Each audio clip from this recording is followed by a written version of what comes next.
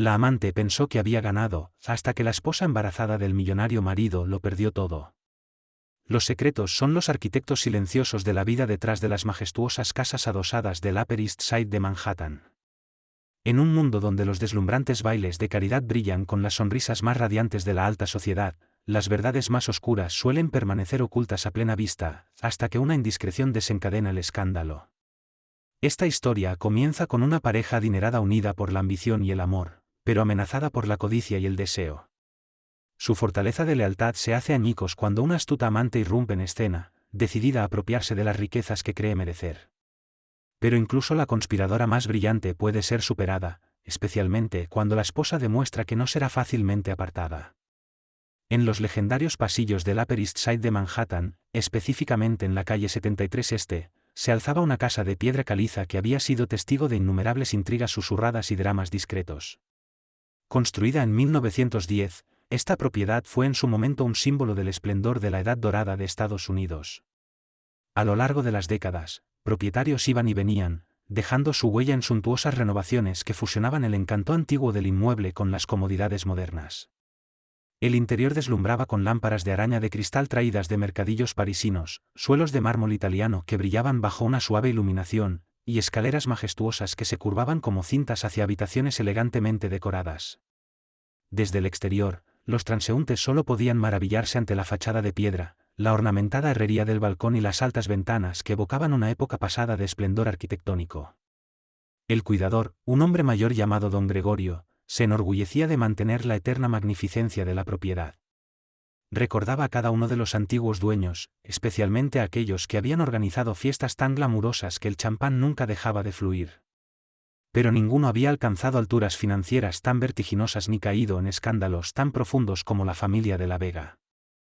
Allí vivía Ricardo de la Vega, un hombre que parecía salido de una versión moderna de las historias de Horacio Alger. Nacido en una familia de modestos recursos en Rhode Island, cursó estudios en escuelas públicas antes de abrirse paso hasta la Ivy League, obteniendo un MBA en la Universidad de Harvard. Con su título en mano, se mudó a Nueva York en sus veintitantos, hambriento de riqueza e influencia. Fundó de la Vega Equity Management, un fondo de inversión que rápidamente acumuló miles de millones en activos bajo gestión. Para cuando tenía poco más de 30 años, los rumores sobre su habilidad financiera llenaban desde las páginas del Wall Street Journal hasta las reuniones más selectas de la élite social de la ciudad. A su lado estaba Elena de la Vega, su esposa, criada en Queens. Si bien el trasfondo de Ricardo era algo más acomodado, la infancia de Elena estuvo marcada por realidades cotidianas, viajes en metro a aulas abarrotadas y empleos de medio tiempo para costear su sueño de estudiar arte. Se conocieron en la fiesta de cumpleaños de un amigo en común, en Boston, ella, una joven artista de acuarelas que terminaba un programa de educación artística, él, un joven ya tejiendo contactos entre los principales capitalistas de riesgo. Su matrimonio, tras un romance fulminante, simbolizó tanto el amor como la fusión de dos mundos muy distintos. Elena aportó a la vida de Ricardo una calidez natural y una bondad sincera que equilibraban su ambición desbordante. Él solía decir que, mientras su mundo era el dinero, el de ella era el corazón. Con el paso de los años, la Casa de los de la Vega se convirtió en un centro de reuniones filantrópicas, muchas de ellas dedicadas a la educación artística, la pasión de Elena. Cada evento fortalecía su imagen en las páginas sociales, no solo eran inmensamente ricos, sino también generosos. Sin embargo, tras las puertas cerradas de aquella mansión, la realidad era a veces más ordinaria y turbulenta, discusiones matrimoniales, tensiones laborales, ilusiones y decepciones por los hijos que no llegaban, resentimientos no expresados, y un dolor profundo en Elena cada vez que sentía que su vida era eclipsada por la imparable máquina de éxito de Ricardo. Lo que ninguno de los dos supo ver a tiempo fue lo rápido que una sola tentación podía agrietar la frágil fachada de su mundo. A pesar de todo su discurso sobre la confianza, la llegada de otra mujer, impulsada por su propia ambición, daría inicio a una serie de traiciones, chantajes y maniobras tan calculadas que nadie en el glamuroso mundo de la alta sociedad de Manhattan olvidaría jamás. Su historia estaba a punto de tomar un giro tan trágico como emocionante. Cynthia Marín. Hermosa, inteligente y peligrosamente ambiciosa, decidió fijar su mirada en Ricardo de la Vega. En esa persecución, Cynthia descubriría que el mayor peligro de las ilusiones de Ariadna residía en subestimar el silencioso poder de la mujer a su lado. Antes de que las tormentas se desataran, Elena pasaba sus días en el luminoso estudio de arte del último piso de la casa. Cada mañana, la luz del sol entraba a raudales por los altos ventanales, bañando sus lienzos y pinceles en un halo de calidez. Pintaba escenas de la vida cotidiana, niños jugando en el parque central, puestas de sol sobre el río Hudson, de vez en cuando, retratos delicados que capturaban las emociones no expresadas que se asomaban en los rostros de sus modelos. Sus manos manchadas de pintura eran símbolo de su dicha. Esa era la existencia que siempre había soñado, un equilibrio entre la filantropía y ocasionales clases de arte en fundaciones locales. La infancia de Elena moldeó su generosidad. Criada en un pequeño apartamento abarrotado con sus 2 hermanos, aprendió a sacar el máximo de los recursos limitados. Mientras su madre cocinaba platos modestos, su padre trabajaba turnos dobles como taxista, soñando con darles una vida mejor a sus hijos. De ellos, Elena heredó la resiliencia y la empatía.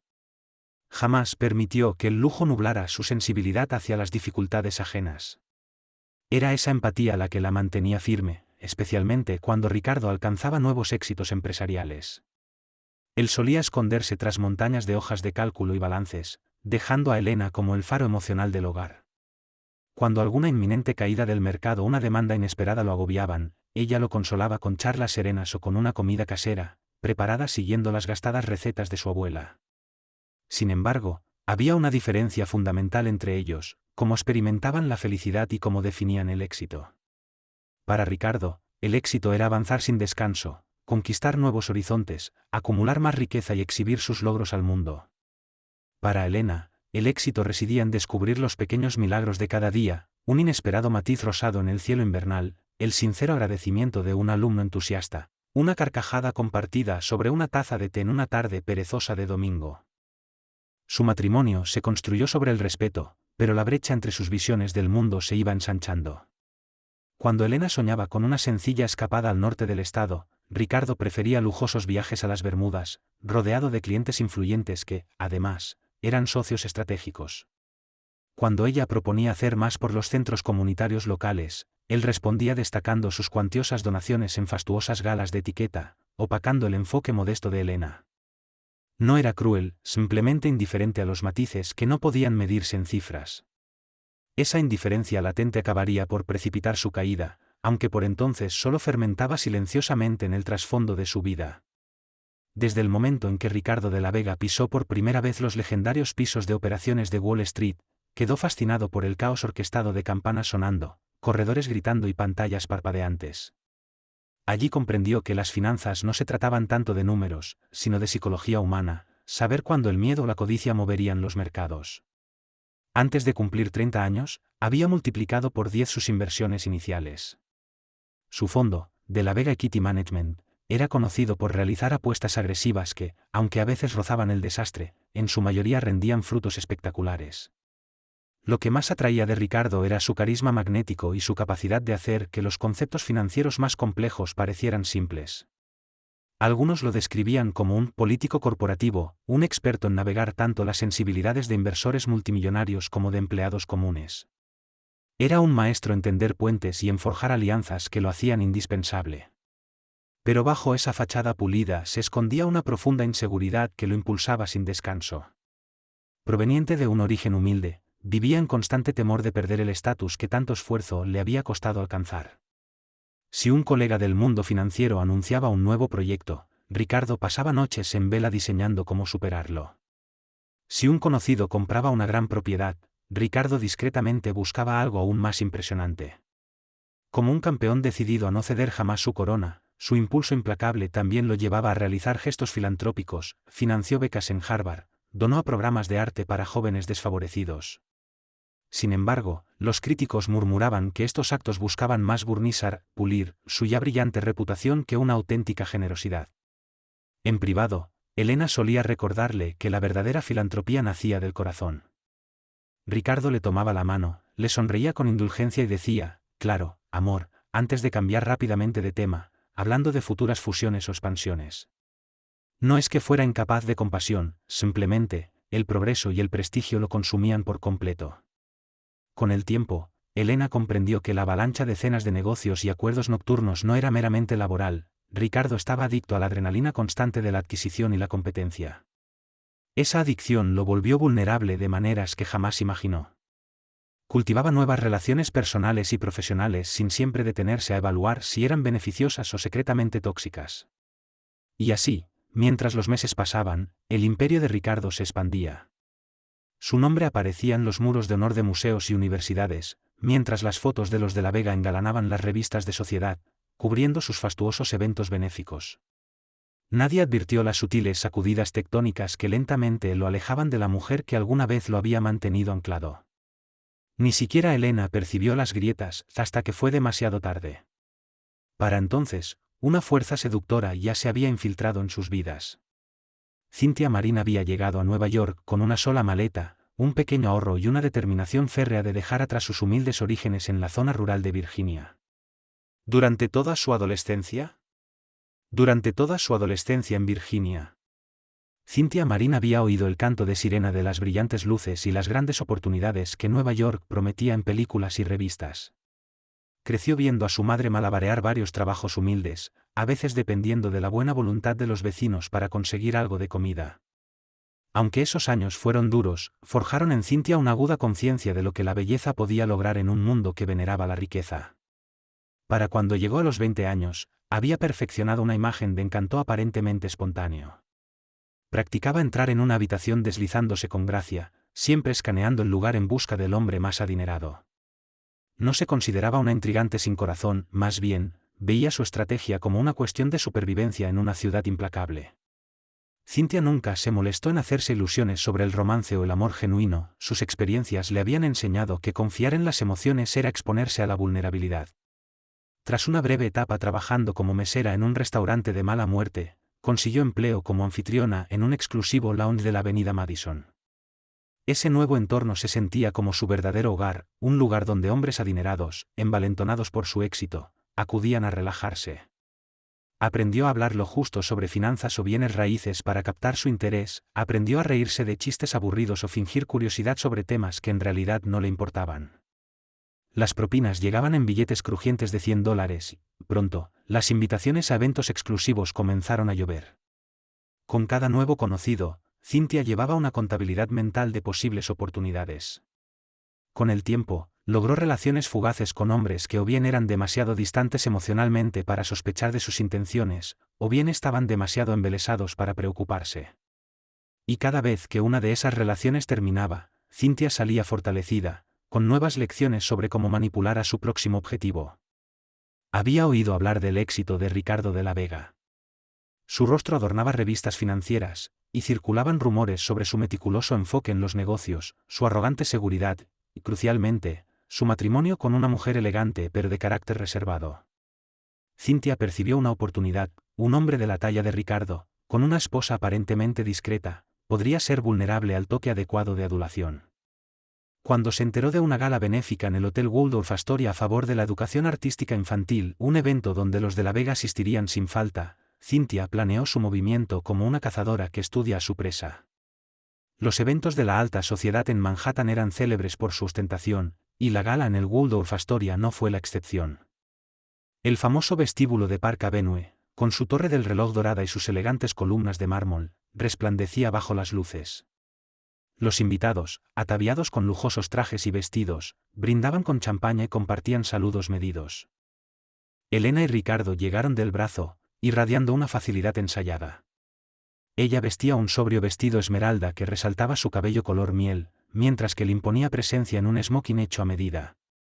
El ambiente era festivo, donantes y artistas conversaban sobre su pasión por fomentar la creatividad en comunidades desfavorecidas. Periodistas de revistas locales de estilo de vida tomaban notas ansiosas sobre las contribuciones de los de la Vega, ansiosos de capturar la imagen perfecta de la pareja filantrópica. Elena se desplazaba con elegancia entre los asistentes, asegurándose de que los artistas se sintieran apoyados. Ricardo, por su parte, gravitaba hacia sus colegas financieros, hablando sobre cómo las artes podían convertirse en una inversión en capital cultural. Su sincronía como pareja impresionaba a todos los que los observaban, al menos en apariencia. En un rincón del gran salón de baile se encontraba Cynthia, sosteniendo una copa de agua con gas. Lucía un vestido rojo carmesí que realzaba su figura, atrayendo miradas desde todos los ángulos. Había conseguido acceso a aquel evento exclusivo gracias a un benefactor con el que había tenido un breve romance, y solo tenía un objetivo: conocer a Ricardo de la Vega. Desde lejos, estudiaba su objetivo, los gestos confiados, la manera en que la gente se agolpaba a su alrededor, la admiración en los ojos de su esposa. Eso hacía el desafío aún más tentador para Cynthia. Tomar algo tan preciado añadía un sabor extra a su conquista. Cuando Elena, radiante pero algo fatigada de tanto socializar, se apartó momentáneamente para saludar a un escultor a quien había patrocinado, Cynthia vio su oportunidad. La anfitriona convertida en seductora se acercó a Ricardo y se presentó con amabilidad, como una admiradora de sus esfuerzos filantrópicos. Ricardo, siempre cortés, le dedicó una sonrisa educada. Al principio, la conversación fue inocente. Ella mencionó su interés en lanzar una pequeña iniciativa que combinara mentoría empresarial con financiamiento artístico, una propuesta perfectamente alineada con la imagen filantrópica de la Vega Equity Management. Sonaba plausible, aunque ligeramente ensayada. Ricardo, aún sin sospechar, escuchó con un interés moderado. El discurso de Cynthia lo halagaba, resaltando sus logros de una forma que Elena rara vez hacía.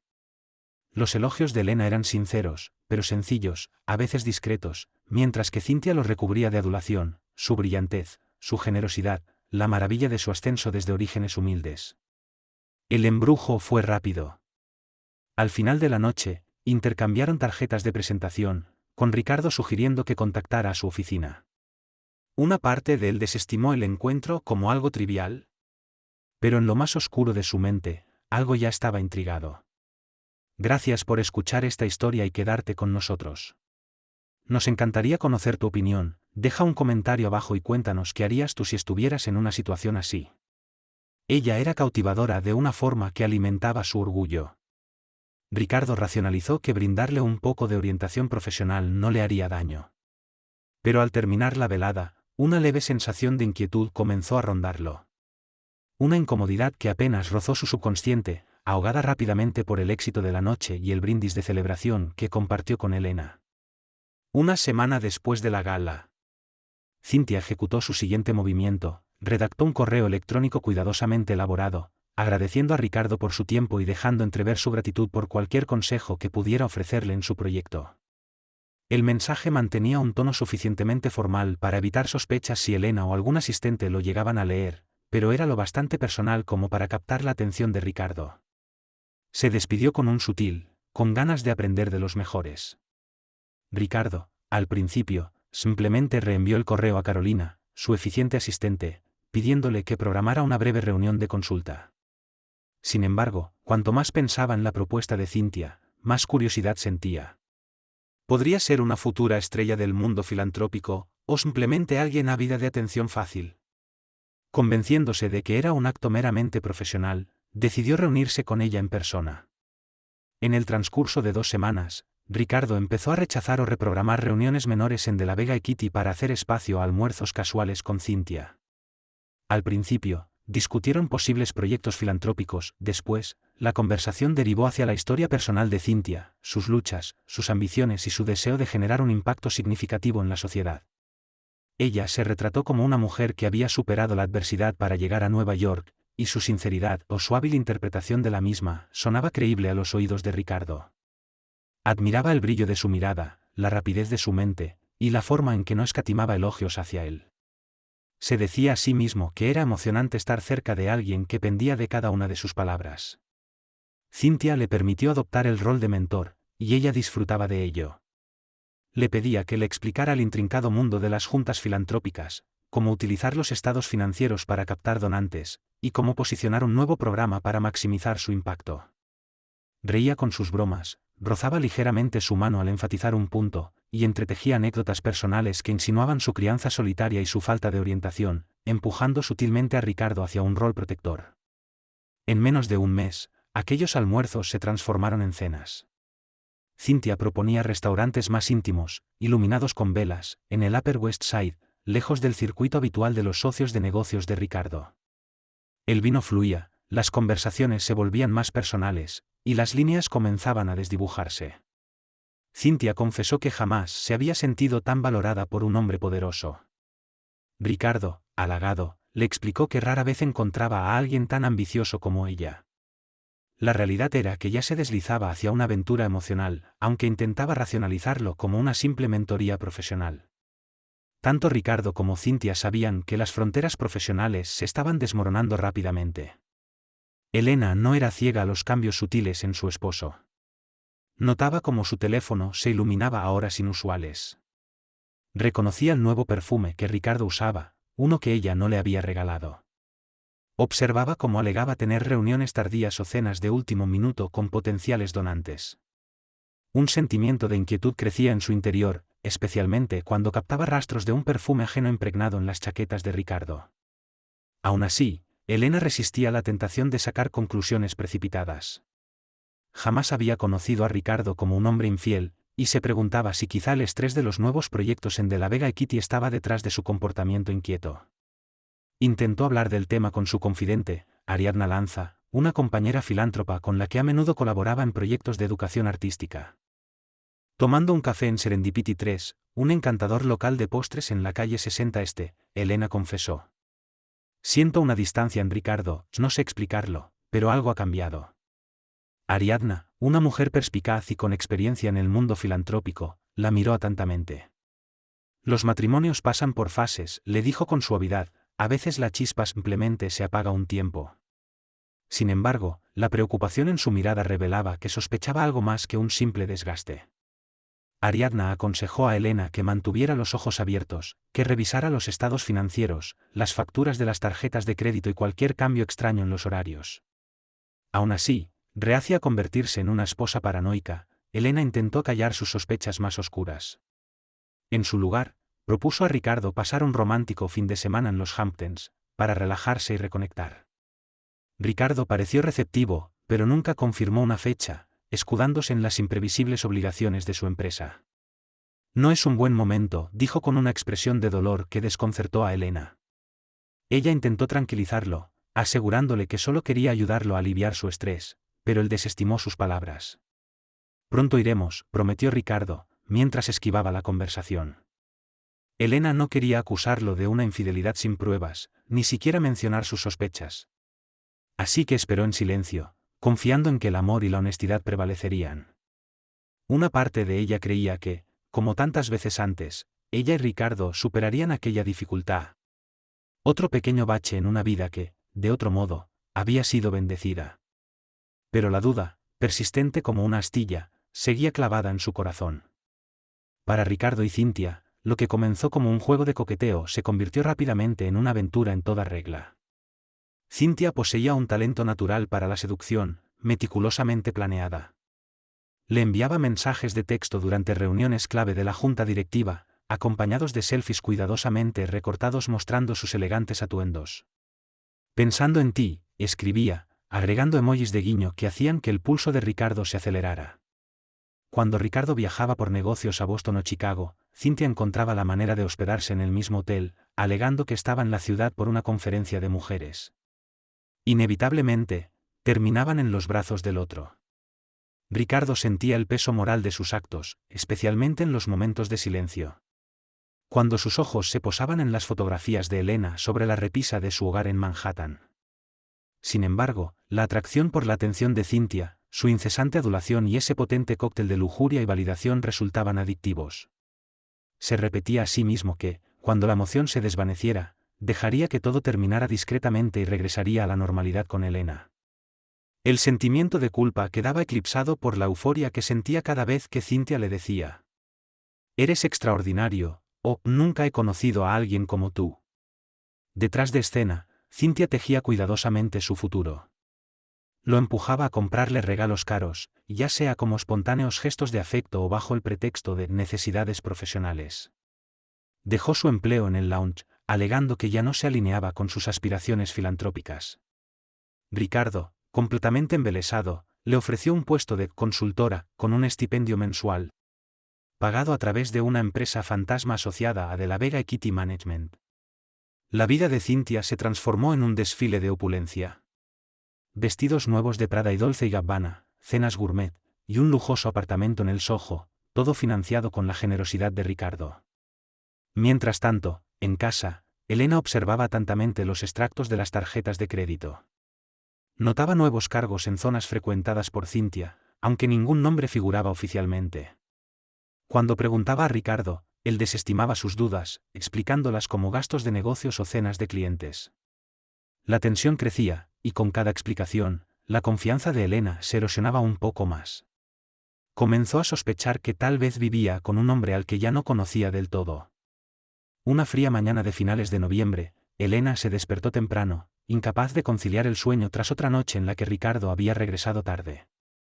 Decidió preparar una tetera y revisar la correspondencia doméstica, facturas, nóminas del personal, eventos filantrópicos próximos. Al revisar un montón de sobres, encontró un recibo desconocido de Van Cleef y Arpels, fechado una semana atrás. El artículo, una pieza de joyería exorbitantemente cara.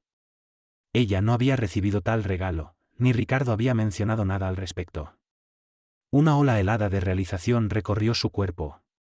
Esto no era un simple descuido financiero, probablemente era la prueba de una traición más profunda. Se sintió temblorosa, desgarrada entre la angustia y la ira. Su mente se llenó de preguntas. ¿Para quién había comprado eso? ¿Cómo podía traicionarla así? ¿Qué significaba eso para su matrimonio? Antes de confrontar a Ricardo, decidió buscar asesoría profesional. Con discreción, llamó a Daniel Reyes, un investigador privado famoso por su absoluta reserva. Le proporcionó lo mínimo necesario, horarios sospechosos, recibos dudosos, cambios extraños en la agenda de Ricardo. Daniel la escuchó sin emitir juicios, anotando cada detalle, y le aseguró que procedería con extremo cuidado. Deslizándose entre las corrientes de la ciudad sin levantar sospechas, especialmente ante Ricardo. Durante las siguientes semanas, Daniel siguió meticulosamente los movimientos de Ricardo. Captó fotografías de citas clandestinas en hoteles entre Ricardo y Cynthia. Documentó recibos de gastos sospechosos, y logró incluso capturar imágenes de Cynthia subiendo al coche privado de Ricardo. Su informe, entregado a Elena en un sobresellado, contenía pruebas irrefutables de la infidelidad. Con el corazón acelerado, Elena hojeó cada fotografía. Allí estaba su esposo, inclinándose para besar a una atractiva joven pelirroja. Fecha y hora estampadas en cada esquina. Las imágenes en blanco y negro convirtieron sus peores sospechas en un hecho irrefutable. La pena y la furia la invadieron, pero se negó a derrumbarse. En su mente surgió una nueva claridad. Si su matrimonio tenía alguna posibilidad de sobrevivir, la mentira debía terminar. Y si no podía salvarlo, debía protegerse de la luz de consecuencias que la traición de Ricardo podría desencadenar. Desde la perspectiva de Cynthia, la aventura florecía justo como siempre había soñado. Un camino directo hacia el poder y la riqueza. Sin embargo, pronto comenzó a impacientarse. Las generosas mensualidades eran gratas, pero efímeras. Ahora tenía una meta mucho mayor. Convertirse en la esposa de Ricardo de la Vega. ¿Por qué conformarse con ser un accesorio, cuando podía ser la señora de la Vega? Cynthia dejaba caer comentarios sugestivos sobre formar una familia y construir un legado. Queridos oyentes, ayudadnos a hacer crecer el canal, compartid, suscribíos y no olvidéis compartir vuestras opiniones sobre la historia en los comentarios, nos encanta leer vuestras opiniones. Insinuaba que deseaba a alguien estable con quien forjar un futuro. Ricardo, atrapado en la niebla romántica, asentía mientras escuchaba, aunque siempre había un destello de culpa que le impedía entregarse por completo a la idea. Después de todo, seguía siendo un hombre casado. Y aunque se quejara con Cynthia sobre la distancia creciente en su matrimonio, no era capaz de arrasar con su vida de forma tan dramática. Pero Cynthia era, si algo, persistente y astuta. Estudió meticulosamente la imagen pública de Elena, sus compromisos filantrópicos, su formación artística, su manera amable de desenvolverse en sociedad.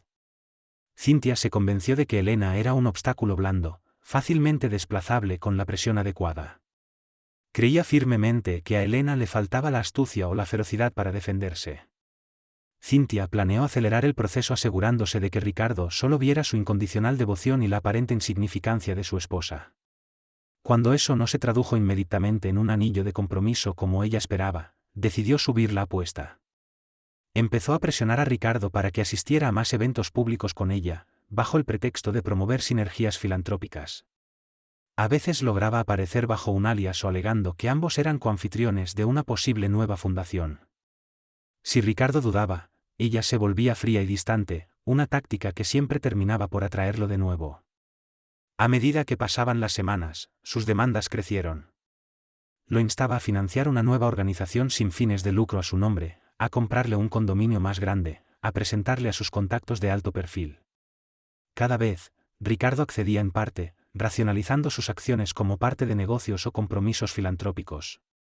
Pero era solo cuestión de tiempo antes de que las personas a su alrededor, sus empleados, sus socios de negocios, y sobre todo, su esposa, se dieran cuenta de que algo iba terriblemente mal.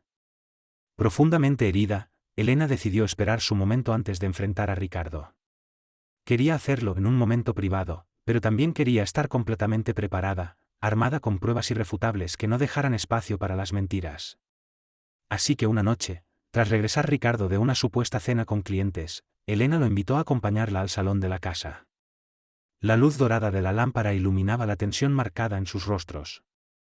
Elena colocó sobre la mesa las fotografías, los recibos y los registros de mensajes que había obtenido de los registros telefónicos.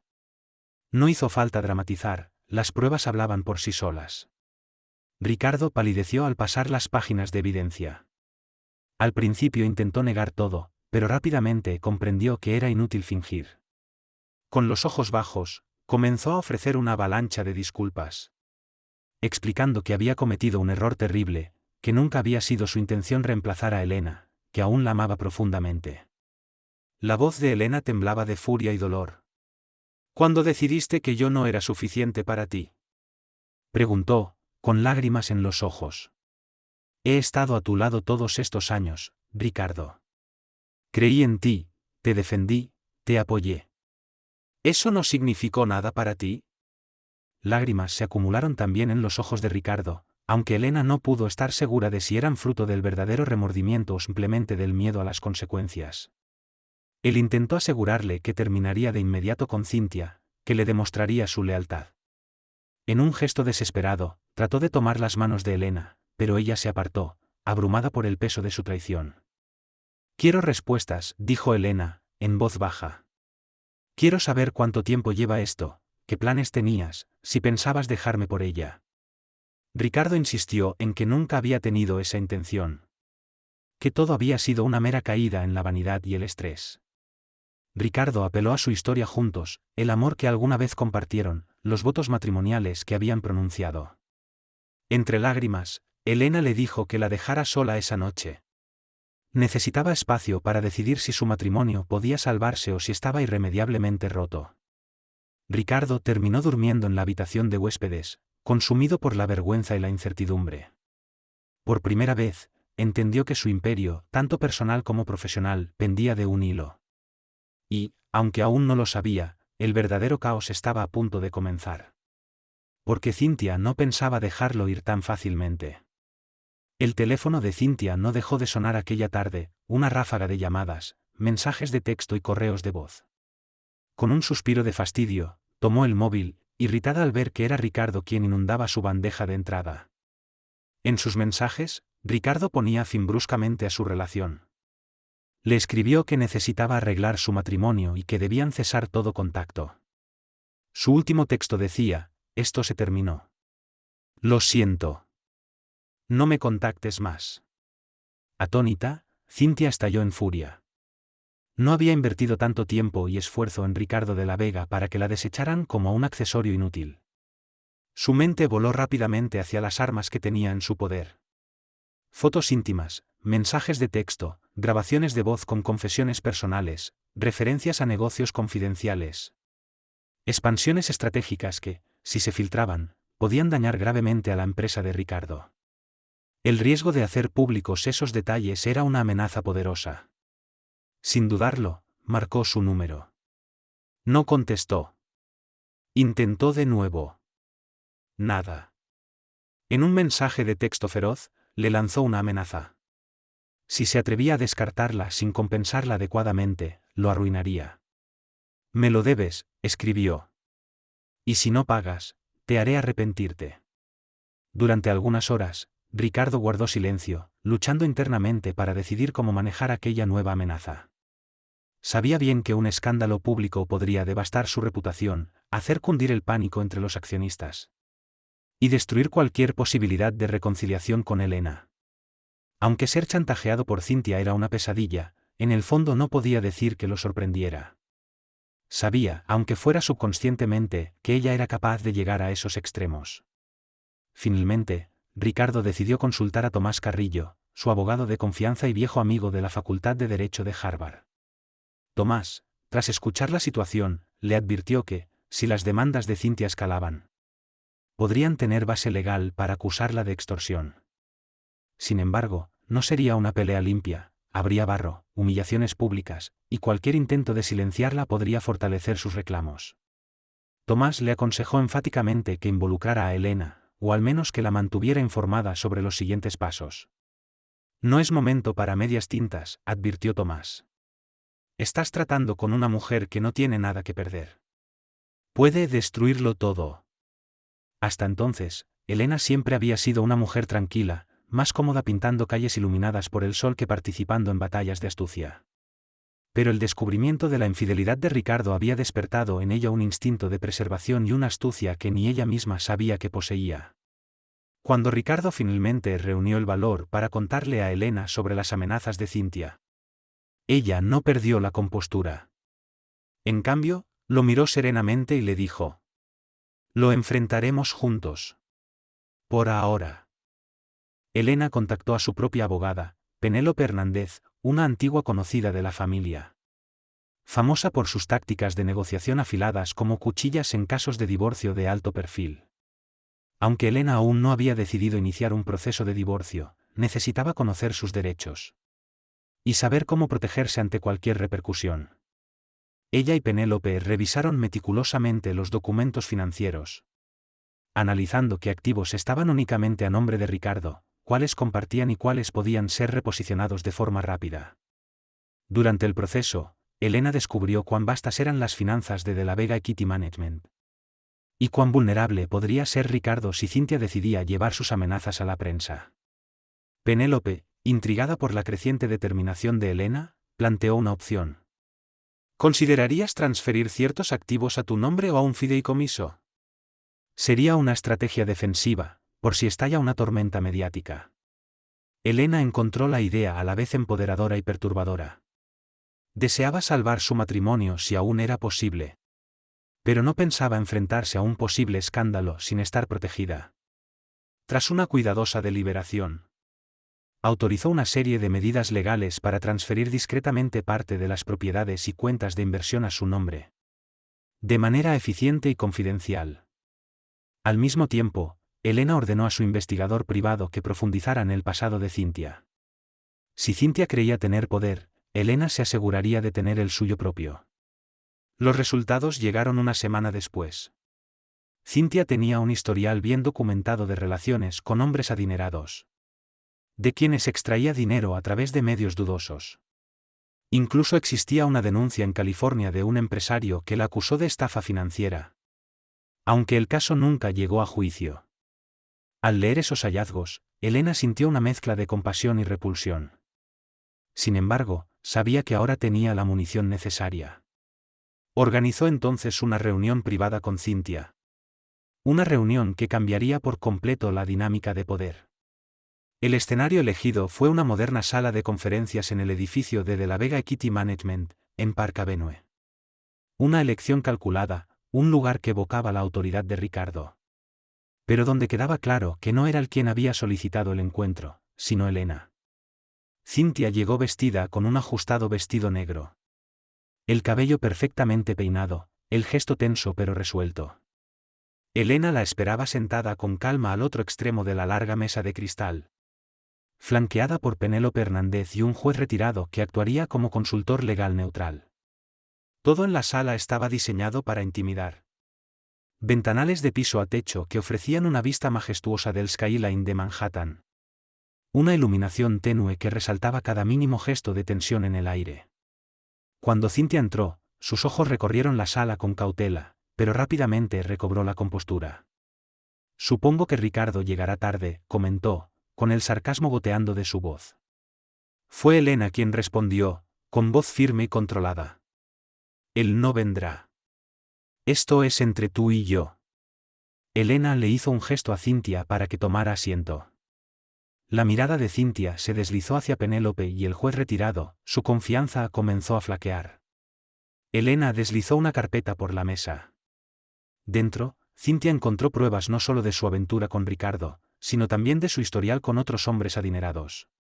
Fotografías, declaraciones, incluso acuerdos confidenciales. Sus manos temblaron. Jamás creyó que alguien pudiera haber hurgado tan profundamente en su vida personal. Con calma, Elena explicó la situación. Si Cynthia intentaba extorsionar o filtraba detalles escandalosos, ella desataría una ofensiva legal que sacaría a la luz su patrón de extorsión. Cynthia enfrentaría cargos criminales. Su nombre quedaría para siempre manchado, su historial de manipulaciones expuesto ante cualquier futuro objetivo. El juez retirado asintió solemnemente, confirmando que las consecuencias legales serían devastadoras. La sorpresa de Cynthia se transformó en ira, pero reconoció que estaba en jaque mate. Todo su descaro, todo su control sobre Ricardo, se desmoronaba ante el peso de las revelaciones de Elena. Por un instante, pensó en marcharse abruptamente. Pero la amenaza de acciones legales inmediatas la mantuvo en su asiento. ¿Qué quieres de mí?, escupió Cynthia, apretando los dientes. Elena permaneció impasible. Quiero que desaparezcas de nuestras vidas. Firmarás un acuerdo de confidencialidad vinculante. Renunciarás a cualquier reclamación sobre Ricardo. A cambio, aprobaré un modesto arreglo económico, suficiente para que no pases hambre. Pero muy lejos del premio mayor que imaginabas. Penélope deslizó hacia Cynthia el acuerdo de confidencialidad, detallando que cualquier violación resultaría en acciones legales inmediatas, incluida la difusión de todas las pruebas. Cynthia lo examinó con desdén, sabiendo que no tenía ya ninguna ficha para negociar. Murmurando insultos por lo bajo, finalmente, con los dedos temblorosos, firmó. Elena recogió la carpeta, la sostuvo contra su pecho, y con una mirada fría como el hielo, le advirtió. Si violas estos términos, protegeré lo que es mío sin piedad. Un escalofrío recorrió la espalda de Cynthia. Nunca había creído que Elena fuera capaz de semejante dureza. Pero ahora, demasiado tarde, entendía que había sido derrotada por la misma mujer que había considerado demasiado débil para luchar. En los días posteriores a aquel enfrentamiento, Cynthia desapareció de la vida de Ricardo. No más mensajes, no más apariciones atrevidas. El acuerdo que Elena había orquestado la mantenía atrapada tras una fortaleza de intimidación legal. Se retiró a un modesto apartamento en Queens, furiosa pero atada de manos por la amenaza de demandas y su menguado patrimonio. Aunque conservaba un pequeño arreglo económico, era una miseria comparada con la fortuna que alguna vez creyó tener al alcance. Mientras tanto, Ricardo trataba desesperadamente de reparar su matrimonio. Suplicó el perdón de Elena, propuso asistir a terapia de pareja, prometió total transparencia en sus asuntos financieros. E incluso se ofreció a poner más activos a nombre de Elena si eso ayudaba a reconstruir la confianza. Terminó cualquier ilusión de mantener contacto con Cynthia, ignorando incluso sus últimos mensajes venenosos. Durante un tiempo, pareció que tal vez podrían encontrar un frágil camino hacia la reconciliación. Pero el corazón de Elena permanecía resguardado. Aunque valoraba el esfuerzo de Ricardo, las cicatrices de la traición eran profundas. Le resultaba imposible reír como antes. O abandonarse con naturalidad entre sus brazos. La intimidad se volvió tensa. Por las noches, se quedaba despierta mirando el techo, preguntándose si alguna vez podría restaurarse la confianza perdida. Aún así, decidió resistir, al menos temporalmente. En parte porque quería alcanzar el cierre en sus propios términos. Ya fuera verdaderamente perdonando a Ricardo o reuniendo fuerzas para dejarlo. No lo sabía aún. Así, ¿coexistían en una tregua incómoda? Él, ansioso por demostrar su remordimiento. Ella, silenciosamente calculando sus próximos pasos. A pesar de sus promesas de ser un libro abierto, Ricardo seguía guardando secretos. Intentaba compartimentar las consecuencias de su aventura, esperando que con suficiente buena conducta el pasado se desvaneciera. Pero Cynthia se negaba a ser un simple fantasma de su historia. Seguía merodeando en sus pensamientos, enviándole mensajes crípticos que insinuaban su posible regreso. Aterrorizado de provocar la ira de Elena, Ricardo no respondía a ninguno de ellos. Pero tampoco los eliminaba de su teléfono. Elena, por su parte, mantenía una atenta vigilancia sobre sus registros de llamadas.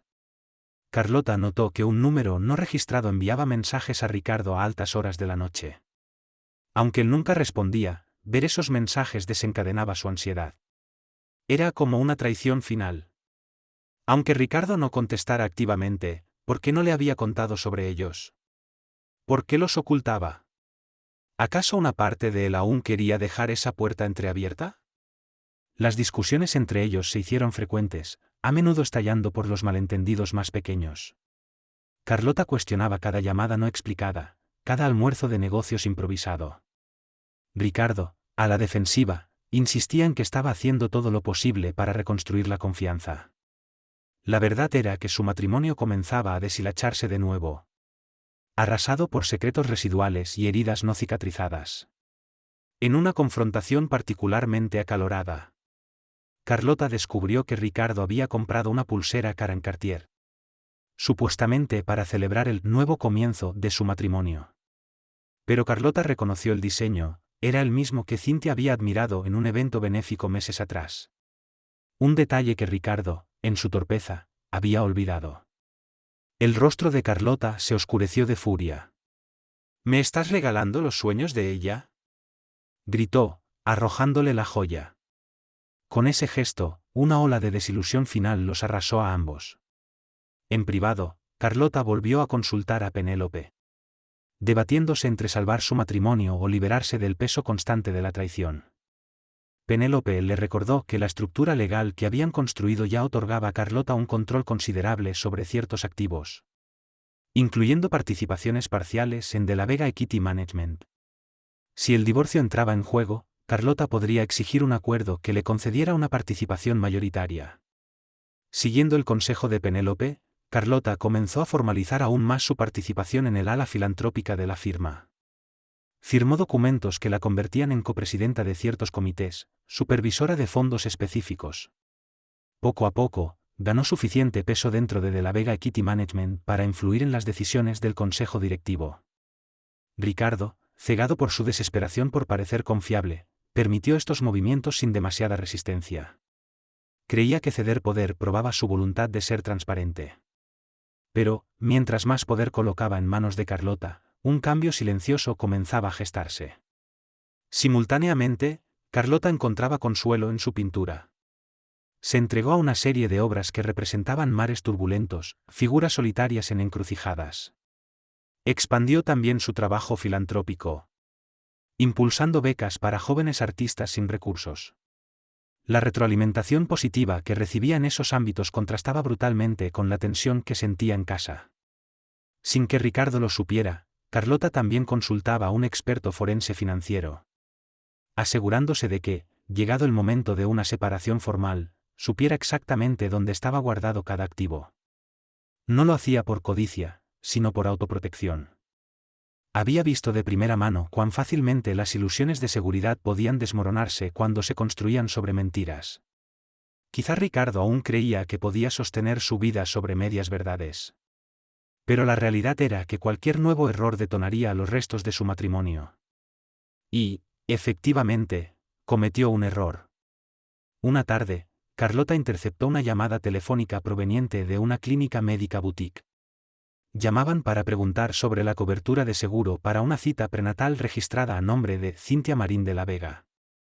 La confusión de la recepcionista sugería que Cynthia había intentado cargar los costos al seguro de Ricardo.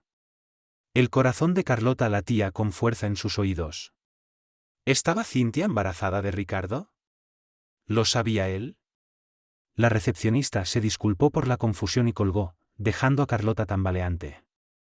Esa noche, enfrentó a Ricardo, con la nota de la clínica en mano. Él quedó mudo de sorpresa, afirmando que no tenía idea. Al presionarlo, admitió que Cynthia le había enviado recientemente un mensaje insinuando que podría estar embarazada. Pero que no le había creído. Esa revelación fue la gota que colmó el vaso. Aunque no existía evidencia concluyente de que Cynthia realmente estuviera embarazada, podía ser otra maniobra para obtener ventaja. Carlota ya no se preocupaba por comprobar los detalles.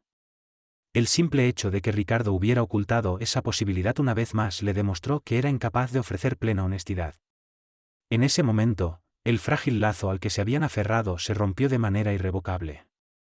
Carlota abandonó la habitación en silencio, las lágrimas deslizándose por su rostro. Esa misma noche tomó su decisión. Su matrimonio había terminado. Y usaría todas las herramientas legales que tenía a su alcance para protegerse y rehacer su vida. Carlota había acumulado todo lo necesario para asegurarse de emerger con su dignidad intacta. Y con el imperio que ambos habían construido firmemente en sus manos. Cuando Carlota presentó los papeles de divorcio a Ricardo, una onda expansiva sacudió los círculos de la élite de Manhattan. Después de todo, los de la Vega habían sido considerados la pareja ideal. Filántropos, mecenas de las artes y brillantes ejemplos de éxito. Publicaciones como Page Six y Business Insider se apresuraron a cubrir la noticia.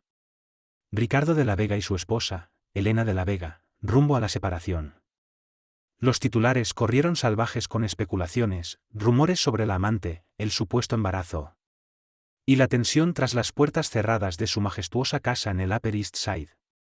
Ricardo quedó atónito. Aunque en el fondo sabía que este día era inevitable. La citación judicial detallaba que Carlota no solo solicitaba el divorcio por infidelidad, sino que también exigía pensión conyugal, una considerable manutención. Y la división completa de su patrimonio conjunto. Más aterrador aún. Los documentos revelaban que Carlota poseía el control mayoritario en ciertas áreas de la Vega Equity Management.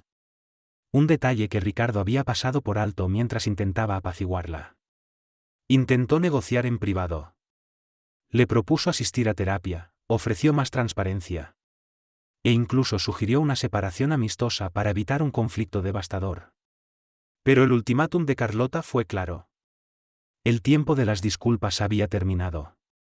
Quería un corte limpio. Y tomaría lo que era suyo. El proceso legal fue rápido. A pesar de los intentos de Ricardo por resistir, las maniobras estratégicas de Carlota y sus blindadas transferencias de activos lo dejaron acorralado. Sus abogados se vieron forzados a negociar acuerdos que favorecieron ampliamente a Carlota. Ella obtuvo la propiedad de la casa en East 73 Street, la finca en los Hamptons, y el control de una parte significativa de la Vega Equity Management. Los inversores, alarmados por el escándalo en desarrollo, comenzaron a cuestionar si Ricardo era capaz de seguir liderando la firma. Incluso la junta directiva susurraba sobre una posible transición de liderazgo. Para complicar aún más las cosas, Cynthia, cuyo supuesto embarazo seguía sin confirmarse, reapareció en redes sociales. Con insinuaciones veladas sobre traiciones e injusticias, avivando aún más los rumores. Sin embargo, su acuerdo de confidencialidad le impedía mencionar directamente a los de la Vega. Así que sus publicaciones crípticas solo alimentaban el morbo sin dar certezas. El circo mediático deterioró aún más la reputación de Ricardo, sometiéndolo a una intensa vigilancia por parte de reguladores y accionistas. Cynthia pronto descubrió que su sueño de aterrizar en un lecho de lujo había fracasado espectacularmente. Aunque recibía una modesta asignación mensual como parte del acuerdo con Carlota, el dinero llegaba en pagos regulados y bajo estrictas condiciones.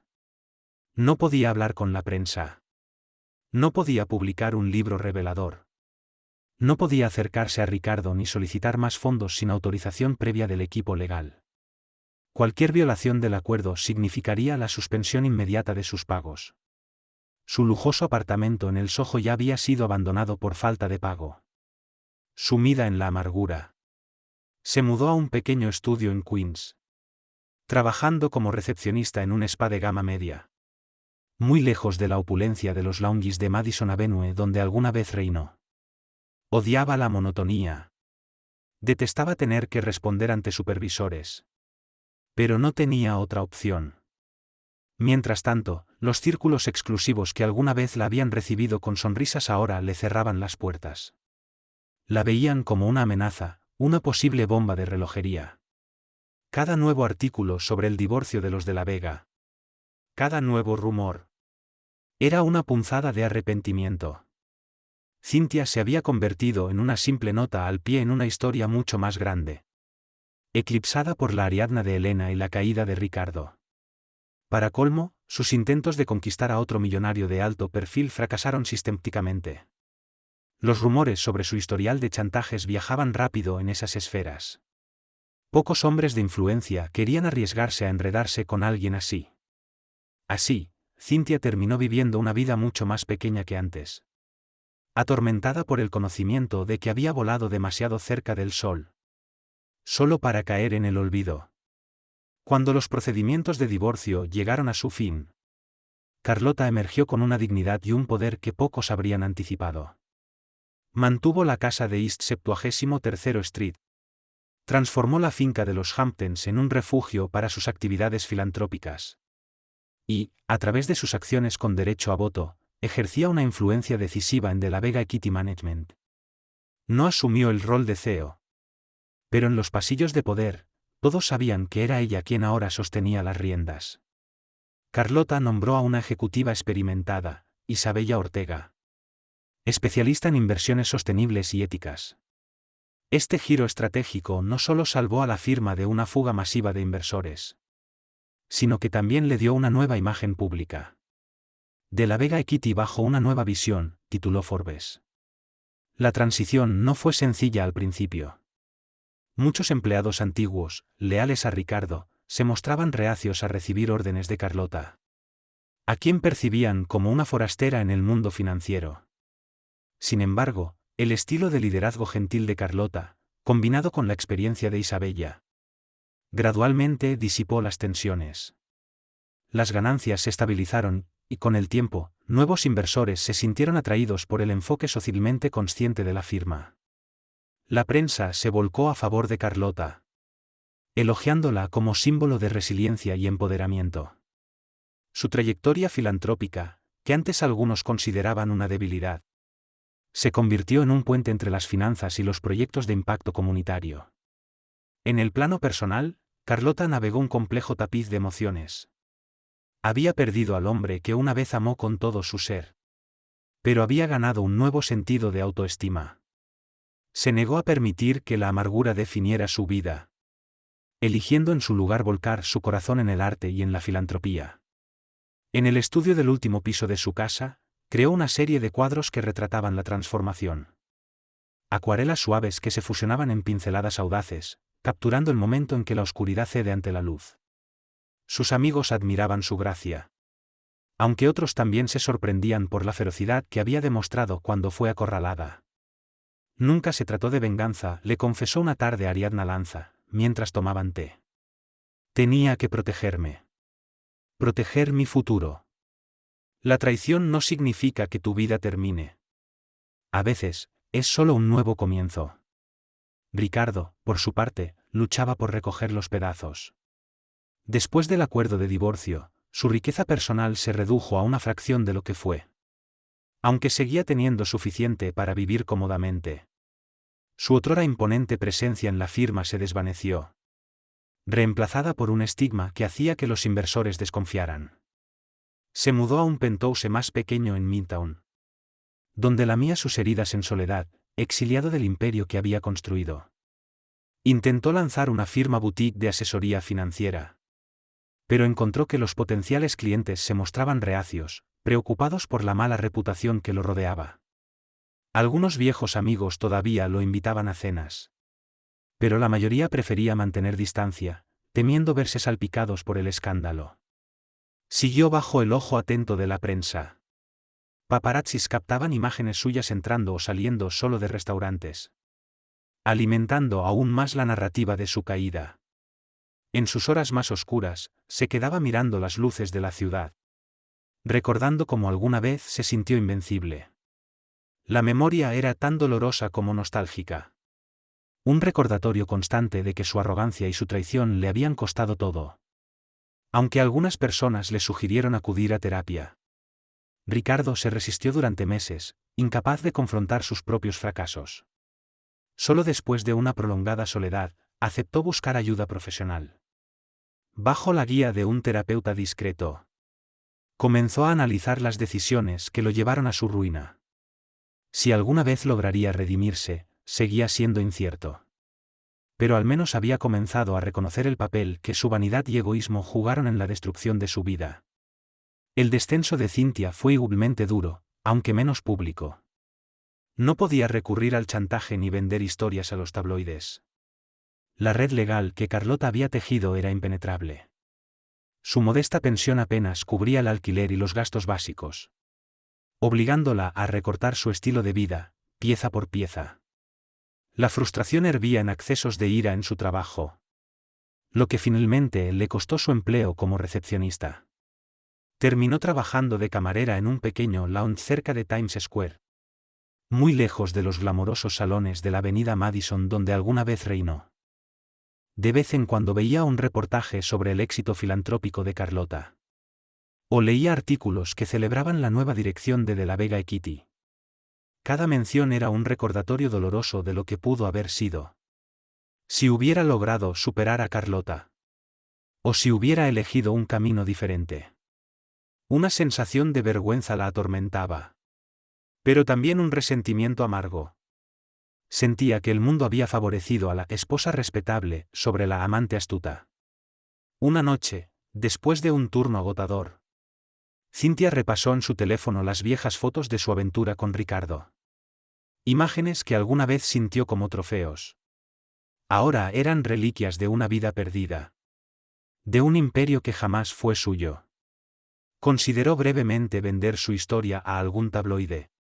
Pero sabía que él no la destruiría legalmente si lo intentaba.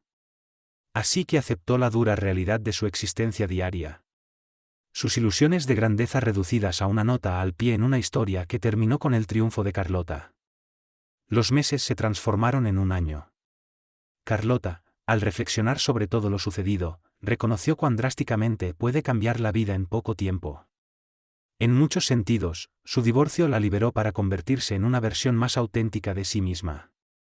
Tomó un rol aún mayor en la misión filantrópica de la Vega Equity, enfocándose en iniciativas sostenibles y de alcance comunitario. Su nombre aparecía ocasionalmente en columnas de negocios, elogiando su liderazgo silencioso pero impactante. Viajó al extranjero por primera vez sin Ricardo, pasando varias semanas en la Toscana, pintando colinas onduladas y atardeceres dorados. Allí, en el paisaje bañado por el sol de la campiña italiana, encontró consuelo e inspiración. Sus impulsos creativos florecieron. Y el viaje se sintió como una peregrinación de sanación. Dejó atrás el dolor que había dominado el año anterior y regresó a Nueva York renovada. Más segura de su identidad y de su propósito. Carlota también profundizó su compromiso con la educación artística, estableciendo una fundación con su propio nombre. El Fondo Carlota de la Vega para las Artes y el Empoderamiento, que ofrecía becas a jóvenes artistas de escasos recursos. Ver el brillo en los ojos de un estudiante al saber que alguien creía en su talento. Le recordaba a Carlota su propio viaje. Desde una infancia humilde en Queens hasta una vida de inmensa riqueza y adversidad.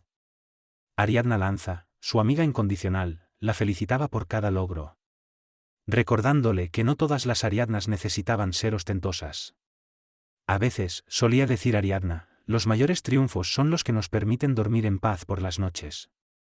Para el segundo año después del divorcio, la máquina de rumores de la ciudad ya había pasado a nuevos escándalos. Aunque ocasionalmente el drama de los de la Vega resurgía en susurros o en artículos de archivo. Carlota rara vez pensaba en Cynthia. Excepto cuando algún amigo mencionaba haber visto a una pelirroja, antaño glamorosa, ahora trabajando como mesera. Carlota no encontraba placer en la caída de Cynthia. Pero no podía negar el alivio de saber que ya no representaba una amenaza para su paz. Ricardo, por su parte, intentó rehabilitar su imagen con resultados mixtos. Lanzó una pequeña firma de asesoría de inversiones con unos pocos clientes leales. Aunque nunca logró replicar la grandeza de la Vega Equity. Algunos decían que la terapia lo había vuelto más humilde. Y que ahora expresaba verdadero arrepentimiento por su comportamiento pasado. Otros, en cambio, dudaban de su transformación. sospechando que simplemente esperaba el momento oportuno para un gran regreso. Cualquiera que fuera la verdad. Él y Carlota rara vez se cruzaban. Sus caminos, como las ramas de un árbol que alguna vez floreció, ahora se separaban. Carlota no sentía ni alegría ni lástima por Ricardo. Lo veía como una advertencia viviente sobre cómo la ambición desmedida, sin integridad, podía llevar a la ruina personal. A veces, tras leer alguna mención menor sobre él en una columna de negocios, Carlota se permitía un momento de reflexión, preguntándose si finalmente habría encontrado la paz que afirmaba buscar. En sus momentos más indulgentes, deseaba que así fuera. Cuando Carlota cumplió 40 años, se encontraba al frente de un pequeño imperio de buena voluntad. De la Vega Equity, bajo la dirección de Isabella Ortega. Seguía siendo una potencia. Y las acciones de Carlota le otorgaban la palabra final en las decisiones estratégicas más importantes. Aunque dejaba el manejo diario en manos de los expertos.